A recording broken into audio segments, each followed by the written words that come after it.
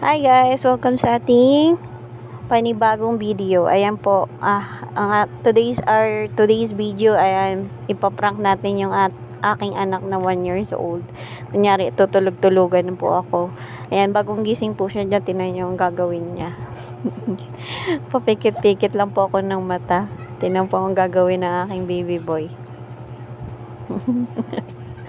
Ayan. Talaga nagpapapansin siya sa akin kasi kita niyang nakapikit ako eh.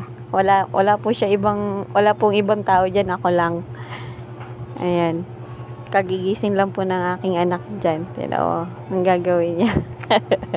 Talagang nagpapapansin siya. Ayan, pero nakaharap po yung cellphone sa kanya. Nakaano po yun, naka-front. Tingnan niyo po ang gagawin niya dun sa cellphone. Kasi pagising niya, ayan, kunyari, nagpikit-pikit ako. Kunyaring tulog. Ano ang gagawin niya? Todo papansin sa akin. Ayan. Makikita niya dyan mamaya yung cellphone. Nakaharap yan sa akin eh.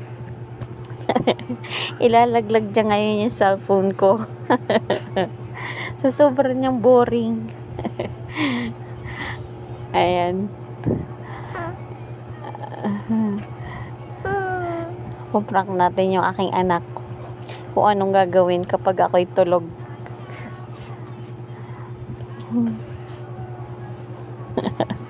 Nagalit na siguro, inilaglag yung cellphone.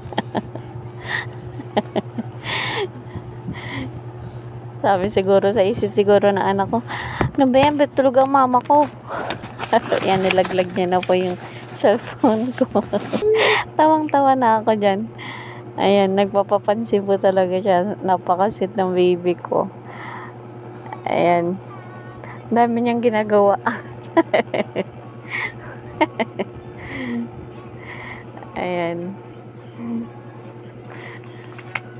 Success naman yung pagpaprank ko sa kanya.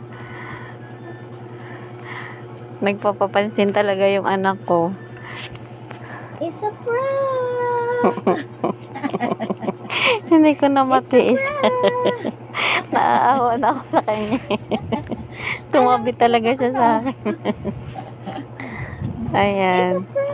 Disclaimer po dyan sa mga mami. Prank, ano lang po yan, kunya-kunyarian lang. Hininan ko lang anong reaction ng baby ko kung pagtulog ako. Ayan, kagigising lang kasi niya dyan eh, napagtripan kong video. Prinang kong tulog ako.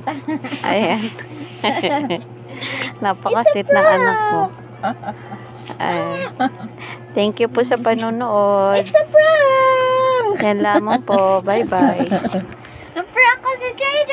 It's a prank! It's a prank!